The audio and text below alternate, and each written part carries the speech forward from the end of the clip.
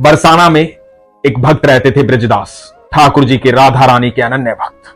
उनका दुनिया में कोई नहीं था, एक बिटिया थी। बिटिया का नाम रतिया। बाप बेटी दोनों रहते थे। ठाकुर जी की राधा रानी की भक्ति करते थे, नाम जाप करते थे। ब्रजदास जी रोज सायंकाल को अटारी पर जाते थे, राधा रानी की अटारी पर। वहां संतों के साथ बैठते थे, संतों की सेवा करते थे, कीर्तन करते थे। एक दिन एक संत ने कहा कि ब्रजदास, मुझे नंदगांव जाना है, मेरा शरीर बूढ़ा हो चला है, सामान ज्यादा है, तो क्या तुम मुझे नंदगांव तक छोड़ाओगे? तो ब्रजदास ने कहा कि हां, जरूर छोड़ाऊंगा संत महाराज, आपकी सेवा करने में तो मुझे आनंद की अनुभूति होगी, लेकिन सुबह सुबह चलेंगे, सुबह 4 बजे निकल लेंगे ताकि 10 बजे तक वापस आ जाऊं। तो संत महाराज ने कहा कि ठीक है, सुबह 4 बजे मिलते हैं। अब सुबह सुबह ब्रजदास संत महाराज के पास पहुंच गए, उनका सामान उठाया और चल दिए बरसाना से नंदगांव की तरफ। जो संत महाराज थे, उनका शरीर जो है बूढ़ा हो चला था, सांस की तकलीफ थी, सांस चढ़ते थे। नंदगांव पहुंचते पहुंचते 11 बज गए। जो वापसी का समय था उसी समय वहां पहुंचे। सुबह से चले हुए थे। जब संत महाराज नंदगांव में मंदिर में पहुंचे तो ब्रजदास को बोले कि ब्रजदास, बहुत बहुत धन्यवाद, राधा रानी की कृपा हमेशा बनी रहे, ठाकुर जी की कृपा हमेशा बनी रहे। सुबह से चल रहे हो, सारा सामान ढो रखा था, थोड़ा विश्राम कर लो फिर चले जाना। तो ब्रजदास ने कहा कि नहीं, घर में बिटिया अकेली है, अभी वापस जाना है। तो संत महाराज ने कहा कि रुको, मैं महंत जी से बात करता हूं, भंडारे में कुछ खाने का होगा वो परोसता हूं, भोजन करके जाना, सुबह से पानी भी नहीं पिया है। तो ब्रजदास जी की आंखों में अश्रु आ गए।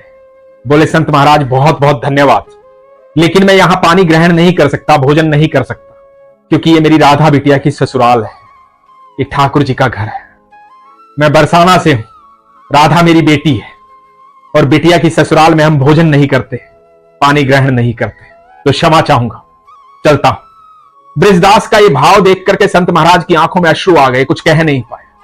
ब्रजदास को विदा किया। ब्रजदास भूखे प्यासे नंदगांव से बरसाना की तरफ चल पड़े।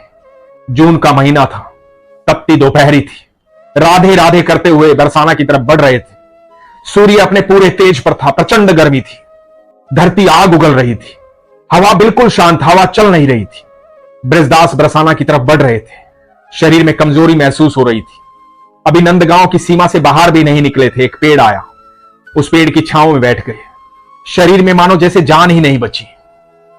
ठाकुर जी सब देख रहे हैं, भक्त ब्रजदास को देख रहे हैं कि कैसे हमारे रिश्ते के कारण, राधा रानी और मेरे रिश्ते के कारण, ब्रजदास ने पानी भी नहीं पिया। ब्रजदास पेड़ के नीचे बैठे हैं और राधा रानी को पुकारते और कहते हैं, राधे बिटिया, ये मेरा अंतिम प्रणाम स्वीकार करो। रतिया को कह के आया था कि 10-11 बजे तक वापस आ जाऊंगा, लेकिन देर हो गई है, अब शरीर में चलने की क्षमता रही नहीं है, हिम्मत रही नहीं है। राधे बिटिया, अब सांस नहीं आएगी, मेरा प्रणाम स्वीकार करो। और ये कहते कहते बेहोश हो गए। इधर ठाकुर जी ये सब देख रहे हैं। ठाकुर जी जानते हैं कि मेरे कहने से ब्रजदास उठेगा नहीं, मैं पानी दूंगा तो पानी पिएगा नहीं, क्योंकि बेटी की ससुराल का पानी पीता नहीं है। ठाकुर जी पहुंचे बरसाना। राधा रानी के महल, राजभोग की तैयारी हो रही है। राधा रानी से जाकर के बोले, राधा। राधा रानी ठाकुर जी को देख करके हैरान हो गई, बोली, केशव आप यहां कैसे? ठाकुर जी बोले, राधे, वहां तुम्हारे पिता जो हैं अपने प्राण त्यागने को है। राधा रानी ने कहा कि मेरे पिता? ठाकुर जी ने कहा कि ब्रजदास तुम्हें बेटी मानते हैं, हमारे संबंध के कारण नंदगांव में पानी नहीं पिया। बोले, मेरी बेटी की ससुराल का पानी है, भोजन है, नहीं ग्रहण करूंगा। अब उनको भोजन तुम ही करवा सकती हो, उनको पानी तुम ही दे सकती हो, क्योंकि वो तुम्हें ही पुकार रहे थे। राधा रानी का राजभोग लगा था। राधा रानी ने वहां 56 भोग से, राजभोग से भोग लिया, अपनी चुनरी में ढका और पहुंच गई ब्रजदास के पास और जाकर के बोली, बाबा।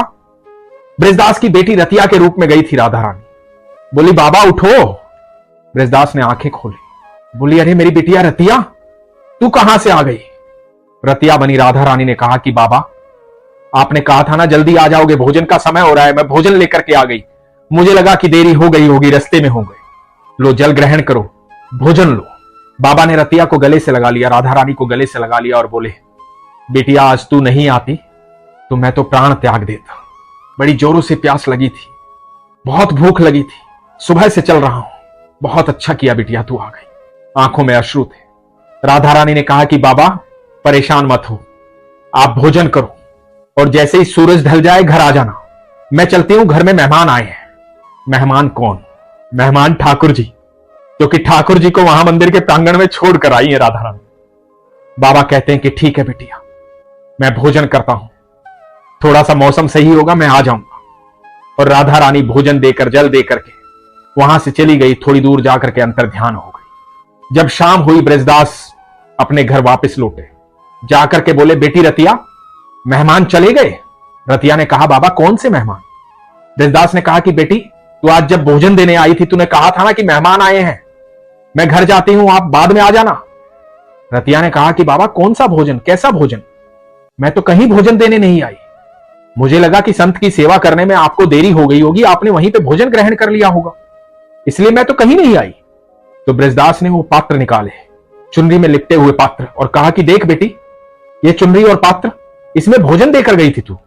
रतिया ने कहा कि बाबा ये हमारे पात्र नहीं है और मैं तो यही थी, मैं कहीं भोजन देने नहीं गई। ब्रजदास जी सन्न रह गए और बोले हां, मेरी दूसरी बिटिया मुझे भोजन देने आई थी, क्योंकि मैं तुम्हें नहीं उसे पुकार रहा था। मैं कह रहा था राधा ये मेरा अंतिम क्षण है, मेरी बिटिया से देखा नहीं गया। वो भोजन लेकर के आई और वो पात्र लेकर के ब्रजदास जी पहुंचे अटारी पर। गोस्वामी जी के पास गए और गोस्वामी जी से जाकर बोले कि गोसाई जी ये पात्र राधा रानी के हैं ना? गोसाई जी ने कहा कि इन पात्रों को तो हम ढूंढ रहे हैं, राधा रानी का राजभोग लगाया था, 56 भोग लगाया था, उसी समय से पात्र गायब है, ये आपके पास कहां से आए ब्रजदास? ब्रजदास ने सारी बात बताई।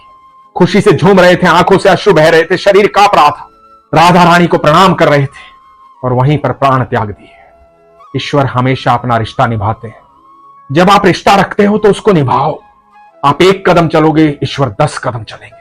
आपको जीवन में ठोकर लग सकती है लेकिन आप गिरोगे नहीं, क्योंकि ईश्वर हर समय आपके संग रहेंगे, आपको गिरने नहीं देंगे। ठोकर लगना आपका प्रारब्ध है लेकिन आपको चोट नहीं आएगी। जीवन में कष्ट आना आपका प्रारब्ध है लेकिन उस कष्ट को काटने के लिए ईश्वर हर समय आपके संग खड़े रहेंगे, यदि आपका रिश्ता ईश्वर से है। यदि आप ईश्वर से प्रेम करते हैं, आप उनसे रिश्ता रखते हैं और रिश्ता निभाते हैं, तो यकीन मानना आपके और ईश्वर के बीच में कोई नियम लागू नहीं होता है। आपके और ईश्वर के बीच में कोई आ नहीं सकता है, किसी प्रकार का कोई बंधन नहीं होता है। तब आप एक बार ईश्वर को पुकारते हैं और ईश्वर वहां उपस्थित होते हैं। ऐसा अद्भुत प्रेम करते हैं ठाकुर जी और राधा रानी अपने भक्तों से, सबका ध्यान रखते हैं, सबसे प्रेम करते हैं। इतना प्रेम हम कभी ईश्वर से नहीं कर सकते जितना प्रेम वो हमसे करते हैं। और उनकी अनुभूति कब होती है? जब हमारे भीतर सरलता होती है, सहजता होती है, अटूट विश्वास होता है, गहरा प्रेम होता है, समर्पण होता है। यदि विश्वास करते हो तो शंका मत करो। मन में यह प्रश्न आना कि मैं इतनी पूजा पाठ करता हूं फिर भी कुछ नहीं हो रहा, यही शंका है। इस शंका को जन्म मत लेने दो। सुख और दुख को सहर्ष संभाव से स्वीकार करो, क्योंकि वो ईश्वर की देन है। जिस दिन ये भाव आपके भीतर आ जाएगा, आपको अनुभूति होनी शुरू हो जाएगी, जीवन के सारे कष्ट दूर हो जाएंगे, सारे दुख दूर हो जाएंगे।